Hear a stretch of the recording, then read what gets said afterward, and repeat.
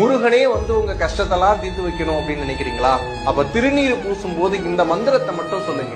வந்த வினையும் வருகின்ற வல்வினையும் கந்தன் என்று சொல்லிட கலங்குமே, செந்தில் நகர் சேவகா என்று திருநீறு அணிந்தோர்க்கு மேவ வாராதே வினை அப்படின்னு சொல்லி